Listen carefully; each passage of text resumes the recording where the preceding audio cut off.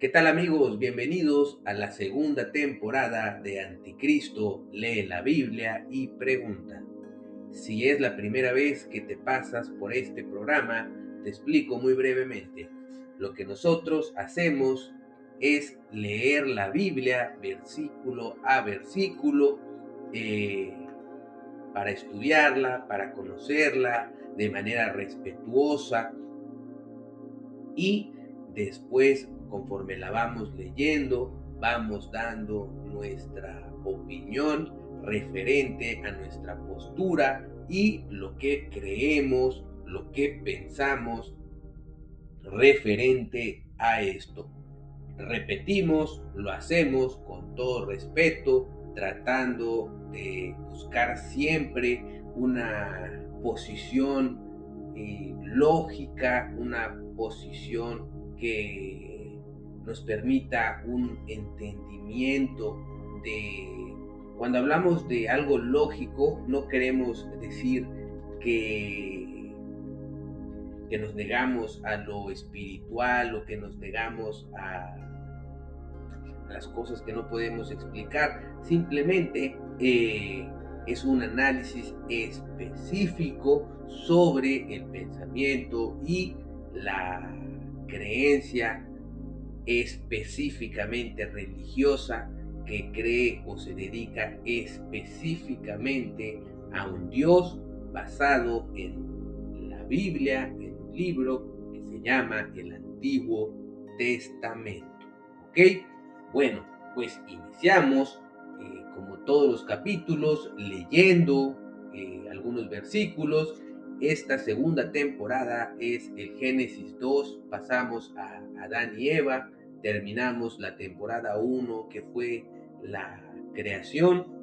En esta ocasión, para esta nueva temporada, contamos con nueva tecnología, contamos con un mejor equipo para intentar mejorar lo que les estamos ofreciendo. Esperemos que les guste y vamos a iniciar con este capítulo 1 de la segunda temporada. Amigos, bienvenidos iniciamos con el versículo 1.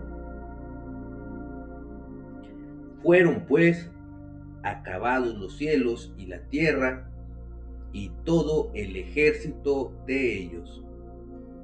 Y acabó Dios en el día séptimo la obra que hizo, y reposó el día séptimo de toda la obra que hizo. Y bendijo Dios al día séptimo y lo santificó, porque en él reposó de toda la obra que había hecho en la creación. Aquí iniciamos eh, por donde terminamos. Vamos a tratar de explicar esto. La temporada 1 la terminamos con el final de la creación, y el séptimo día es el código, es el mensaje que se implanta en la sociedad. Nosotros en nuestra ideología, en nuestro movimiento, mencionamos lo importante que es la enseñanza o la no enseñanza de esta creencia a los niños, porque de esta manera es como han educado, han codificado al ser humano para que hoy sea sea víctima, sí, sea víctima de un sistema social que lo esclaviza, que lo hace partícipe involuntario de un sistema económico que le impide en la gran mayoría de los casos ser, déjate de ser feliz, ser autosuficiente. Y esta parte, el inicio de la temporada 2 inicia con el cierre de la creación, que nos dice que Dios descansó en el séptimo día. Ahora, si nosotros como seres pensantes, como seres humanos, nos ponemos a analizar, a decir, de 7 días voy a trabajar 6 y voy a descansar nada más uno, y ese uno voy a estar lo suficientemente agotado físicamente, mentalmente, para poder disfrutarlo, y el tiempo libre que me va a quedar después del trabajo muy probablemente no va a ser suficiente para que yo pueda satisfacer mis necesidades espirituales, emocionales, recreativas, lo que me va a encerrar en un círculo vicioso que voy a heredar y va a ser transferido, ¿no? Entonces una persona desde una lógica básica no aceptaría algo como eso. Y si la gente tuviera que elegir entre rebelarse o aceptarlo, lo que elegiría sería rebelarse, obviamente, porque de ninguna manera el ser humano está creado para esto. Ha sido codificado, ha sido entrenado para que por voluntad no lo aceptarías. Pero si Dios lo hizo, si es algo divino, si es algo que viene del Creador omnipotente, omnipresente, y Él así lo hizo, ¿quién eres tú, un mortal, un simple humano, para no aceptarlo, ¿no? Entonces, cuando lo dimensionamos en este nivel en el que estamos tú ahí y yo aquí, suena muy tonto, pero cuando te toca o nos toca a nosotros recrear la educación en las nuevas sociedades, en nuestros hijos, muchas veces sin darnos cuenta, involuntariamente, por nuestros entornos, terminamos enseñándoles exactamente lo mismo a nuestros hijos, que Dios así lo hizo, y así ha sido durante cientos de años, ¿no? Entonces, cuando hoy notamos que no tenemos suficiente espacio, suficiente tiempo para ser libres, y otra vez, déjate el pensar en lograr ser feliz. El ser autosuficiente suena muy difícil, porque no se trata solo de dinero, se trata de todo lo demás, ¿no? ¿Cuál es la necesidad de que el ser humano lo acepte? Pues anteriormente el ser humano era esclavizado, ¿no? Por eh, personas que tenían poder económico, poder militar, tenían otro tipo de avances sociales, y para decirlo bajita la mano, ¿no? Para no empezar a ofender a nadie, eh, esclavizaban personas, y llegó el momento en el que ya no se podía esclavizar personas y se necesitaba buscar la manera, previendo, sabiendo que en el futuro se iba a evitar, que ya no se iba a poder esclavizar. Empezaron a tejer los hilos de lo que sería el dogma maligno que nos enseñó a aceptar por orden divina el séptimo día, ¿no? Bueno, no nos vamos a alargar más con esto. Vamos a pasar ahora con los siguientes versículos. Seguimos con el versículo 4. El hombre en el huerto de Edén. Estos son los orígenes de los cielos y de la tierra cuando fueron creados.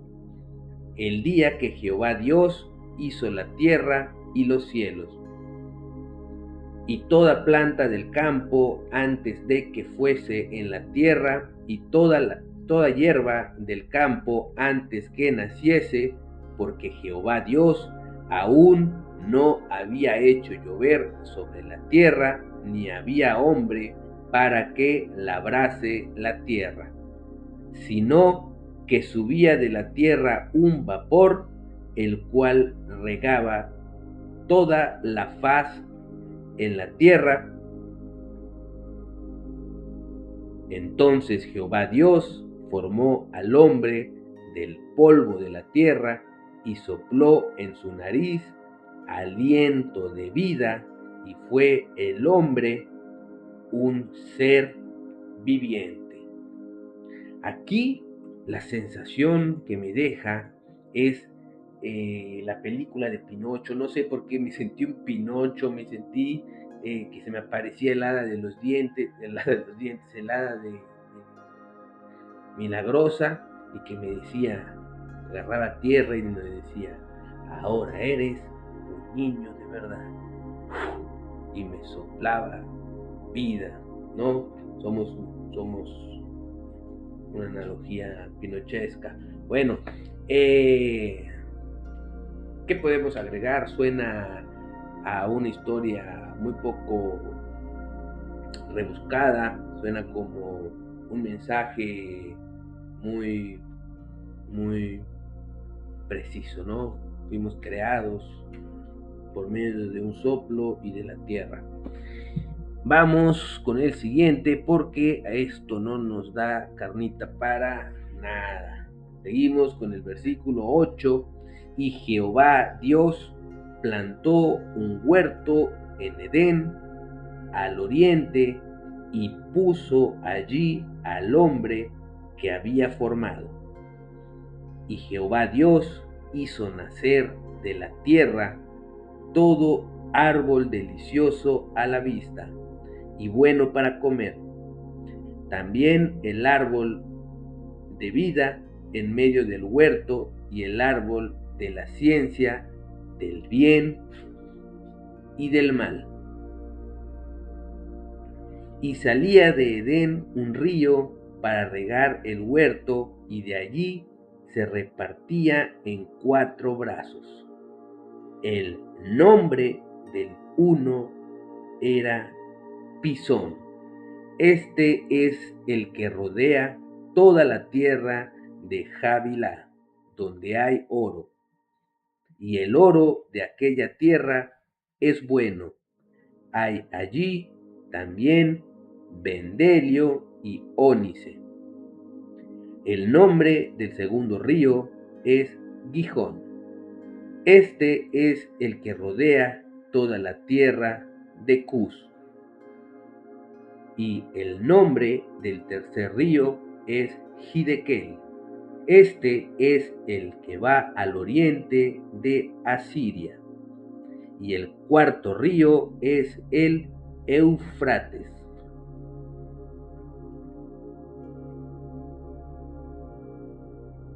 Tomó pues Jehová Dios al hombre y lo puso en el huerto de Edén para que lo labrara y lo guardase.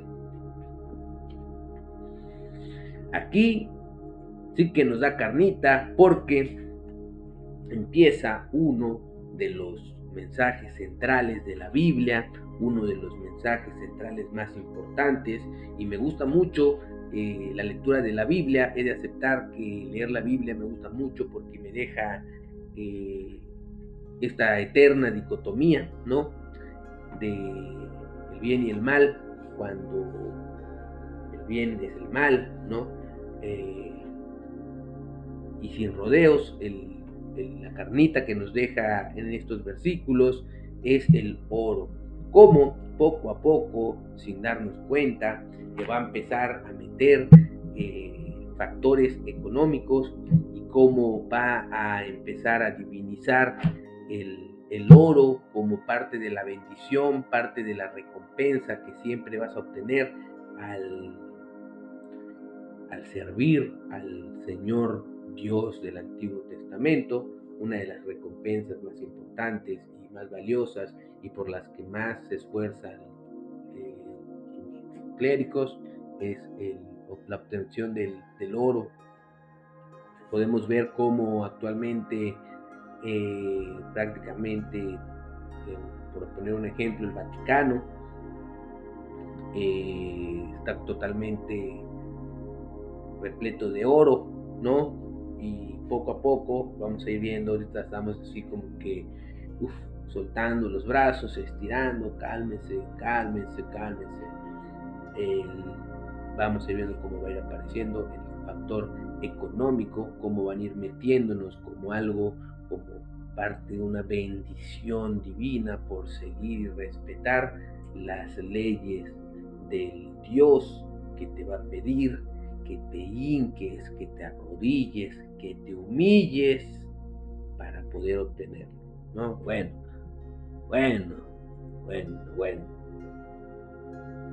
Ya para terminar, capítulo o la parte de leyendo la Biblia y pasar a la parte de pregunta, terminamos con los versículos 16 y 17 que son la manera perfecta para cerrar con broche de oro este canal, este programa. Dice: y mandó Jehová Dios al hombre diciendo: de todo árbol del huerto podrás comer, mas del árbol de la ciencia del bien y del mal no comerás, porque el día que de él comieres, ciertamente morirás. Mas del árbol de la ciencia del bien y del mal, aquí el versículo es evidentemente lleno de alevosía y ventaja en contra de la humanidad en todos los sentidos, y me da tanto coraje porque yo me tragué esto por muchos años. Yo fui un ferviente creyente hasta no recuerdo exactamente en qué momento todo cambió, pero sí recuerdo que cuando empezó a cambiar y me lo tragué por mucho tiempo. Jehová Dios mandó al hombre diciendo: pues comer todos del árbol del jardín, pero el árbol del conocimiento, de ese no quiero que sepas. Y ahí viene, tenemos en estos pocos versículos, podemos ir haciéndonos una idea en el que hay que trabajar mucho, descansar poco, porque la bendición es el oro, el dinero, y preocúpate por eso y no por el conocimiento. Tú preocúpate por producir, por ser, por existir en pro de Dios, que ya vimos en la temporada 1 que no es un Dios, que son dioses, y ya vimos que no son dioses, que son personas, que son las personas que escribieron la Biblia, que tenían el control, el poder social y clérigo para instituir un dogma que eduque al ser humano normal, al ser humano que no es elegido, al ser humano que no viene de Israel, que no tiene ciertas características de elegidos, ¿no? Estamos calentando. Hoy en este capítulo no van a haber trancazos. Este capítulo solo va a ser de lectura. Nos negaron el conocimiento,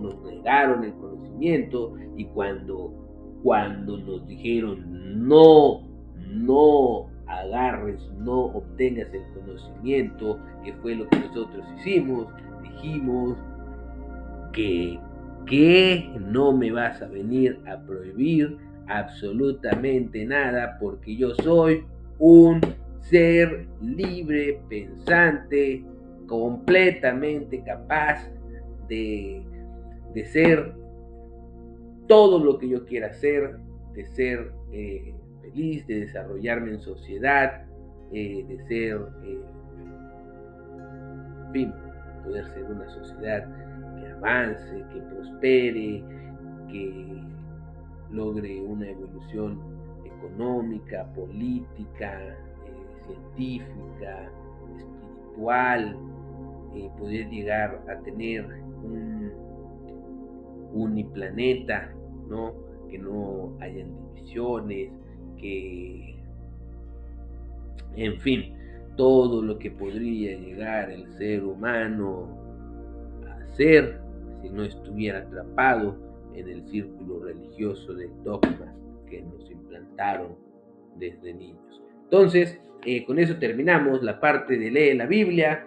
Amigos, vamos ahora a pasar a la parte de preguntas. Como normalmente me sucede, me termino poniendo de mal humor con estos temas y hoy no. Hoy, como es el capítulo 1 de la temporada 2, vamos a llevarla tranquilos. Muy bien. Bueno, pues vamos ahora aquí al...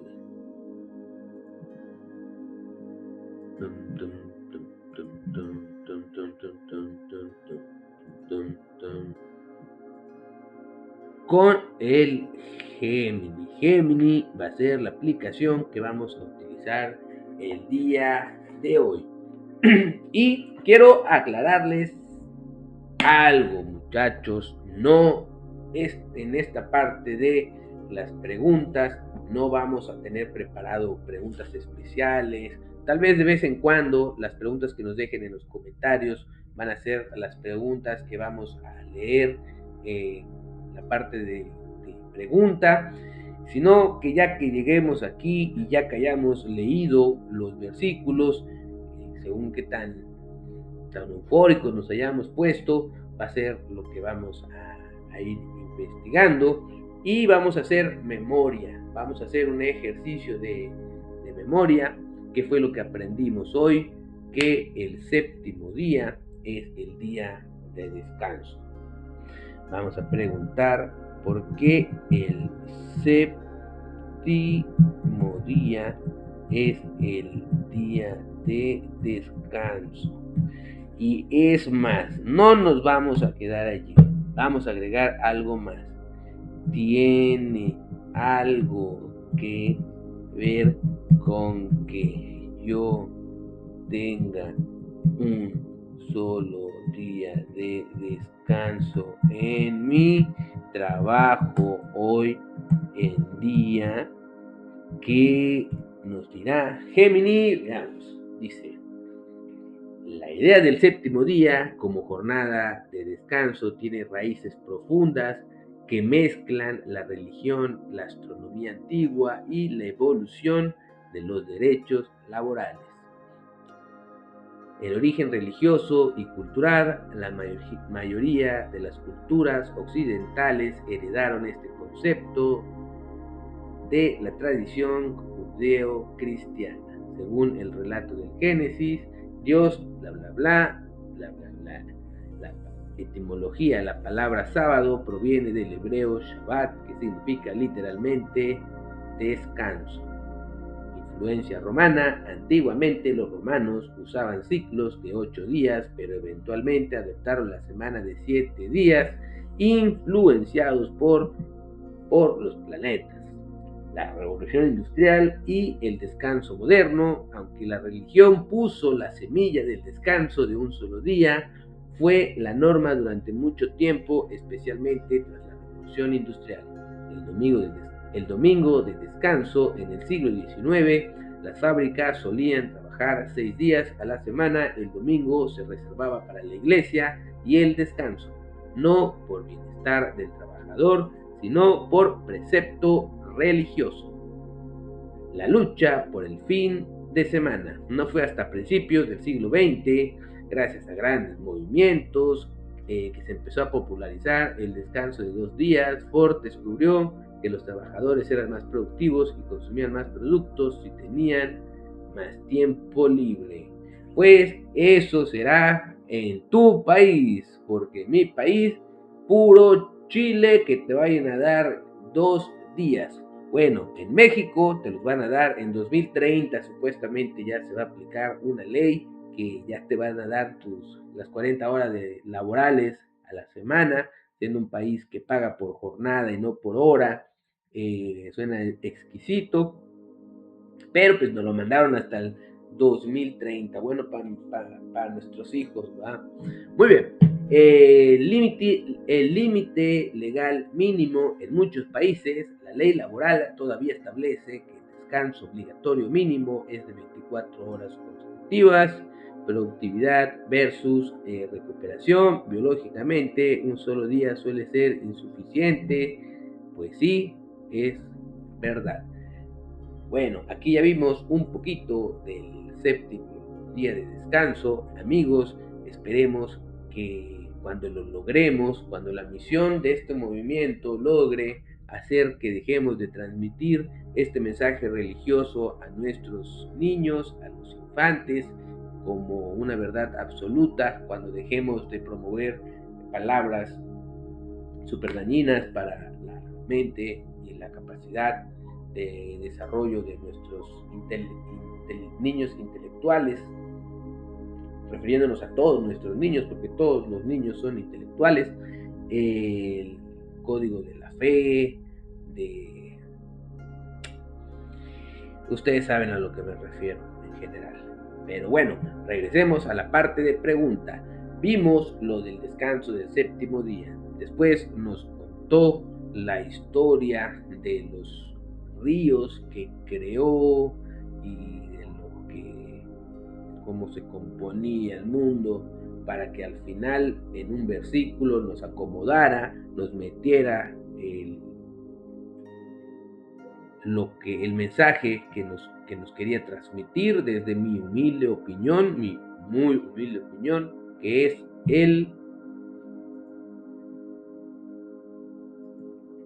mi muy humilde opinión, que es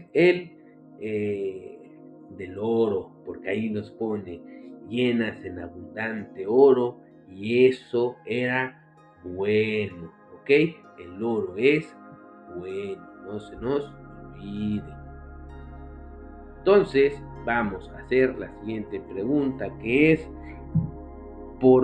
para la religión católica, por ejemplo. Para la religión católica,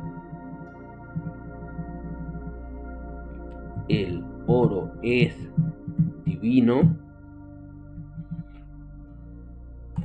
Buena pregunta, amigos. Para la religión católica, el oro es divino, y Géminis nos dice, para la religión católica, el oro no es divino en sí mismo, como si fuera un dios, sino que se considera el símbolo por excelencia de la divinidad, la gloria eterna y la realeza de Cristo.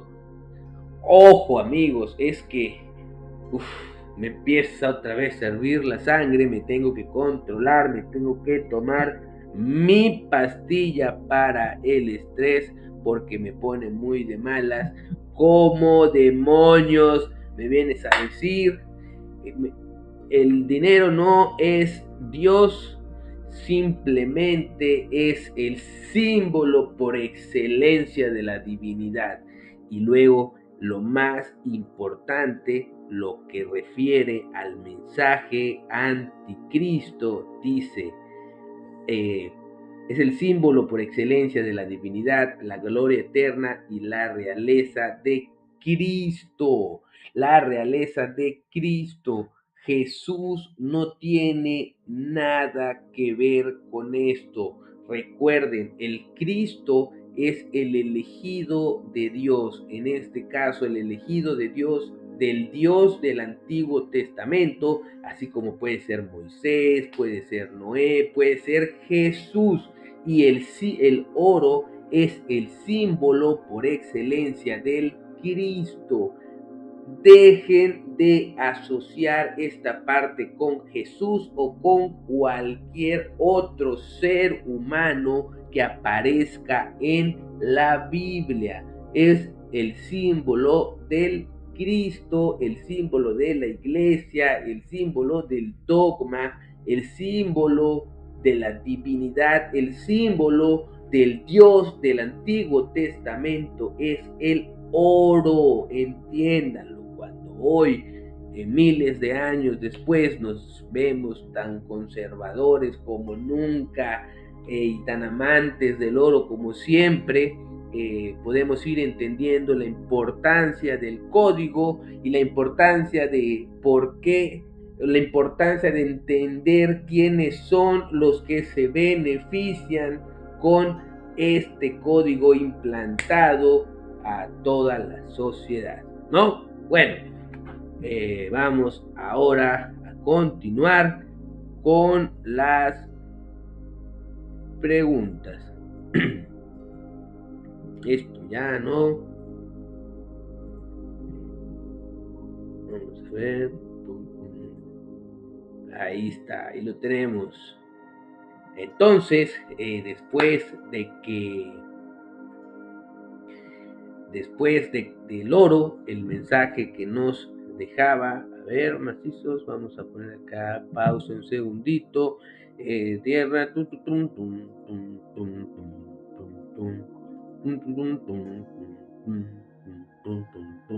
terminamos con el conocimiento.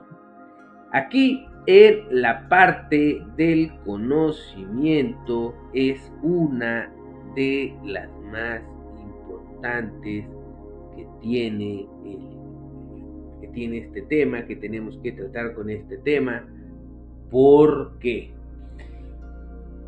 Durante la Biblia vamos encontrando este tipo de situaciones muy específicas, ¿no?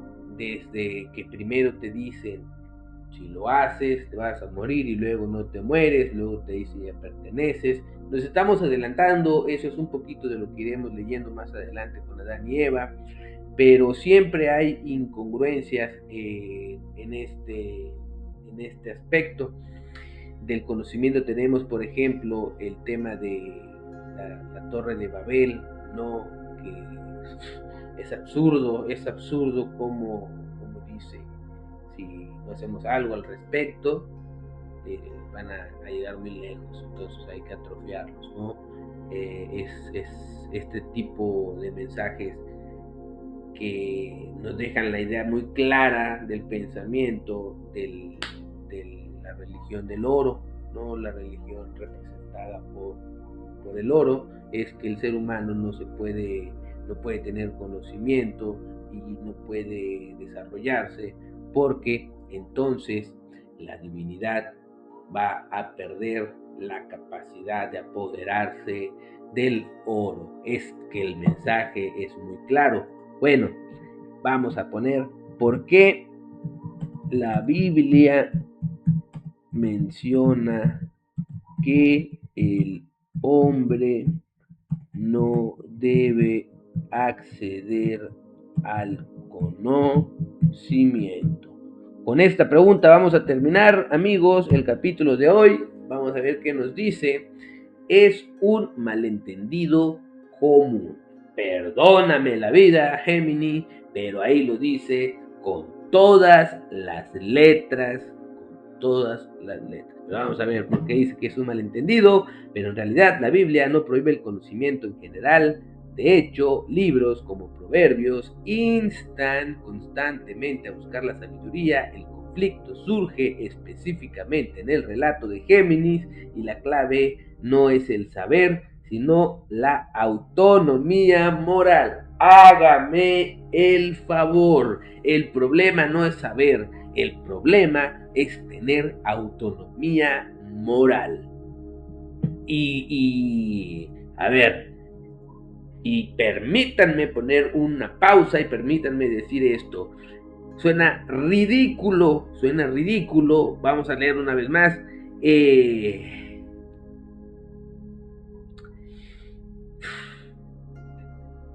La clave, el problema no es saber, el problema es la autonomía moral. Lo catastrófico de esto que acabamos de leer es que sin problema podría ser el discurso conservador de tu tía panista. Este podría ser el discurso conservador de cualquier infeliz de derecha, cualquier infeliz Vamos a contenerlos, macizos, porque si no vamos a empezar, y es muy pronto todavía para que nos pongamos de esta manera. Bueno, Vamos a ver qué más dice. El árbol del conocimiento del bien y del mal. En el Edén, Dios no prohíbe el conocimiento técnico o la inteligencia. Tú puedes con dos palitos, si generas fricción, hacer fuego, eso no es problema. Y si eres capaz de hacer que algo sea redondo y ruede, pues es la inteligencia que se te permite. El nombre del árbol es fundamental, el conocimiento del bien y del mal. En el significado hebreo, en el contexto bíblico, conocer el bien y el mal no significa simplemente distinguir lo correcto del incorrecto, sino el derecho a decidir por uno mismo qué es bueno y qué es malo. Al comer el fruto, el hombre no solo adquiere información, sino que intenta declarar su independencia de Dios. El pecado no fue volverse inteligente, sino querer ser la autoridad moral suprema. Porque si el ser humano general es la autoridad moral suprema, no se van a poder quedar con el oro esas personitas especiales que se dicen que se autodominan, elegidas de Dios, que se creen dioses y que hasta hoy han logrado apoderarse del planeta. Pero nosotros, por eso, perdón, me fui por un momento en el pensamiento, pero por eso no se permite que nosotros podamos decidir por nosotros mismos lo que es bueno y lo que es malo, porque utilizaremos esos recursos para desarrollar al planeta completo y ellos prefieren desarrollarse a sí mismos sus bolsillos forrados de billete. Muy bien, amigos, pues creo que fue suficiente. Creo que por hoy lo logramos, llegamos a un punto importante. Durante la semana vamos a seguir haciendo directos y vamos a empezar a ponernos serios. Un segundito para que cambiemos nuestro mood. Boom, boom, boom, boom, boom. Nos vamos a poner muy serios porque vamos a presentar el manifiesto anticristo, cuál es o qué es lo que el movimiento está tratando de impulsar, por qué es tan importante, por qué queremos que llegue lo antes posible a la mayor cantidad de hogares. En fin, vamos a ponernos muy serios, vamos a compartir el proyecto de forma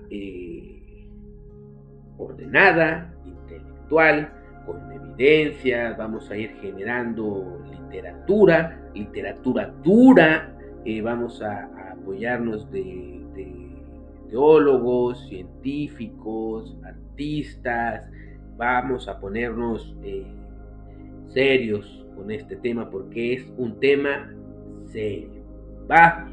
Muy bien, amigos, pues gracias por ver el capítulo, espero que les haya gustado. Esto fue el capítulo 1 de la temporada 2, Anticristo lee la Biblia y pregunta. Hasta la próxima, amigos. No me voy a seguir despidiendo porque pues, es obvio que no me quiero ir, pero adiós.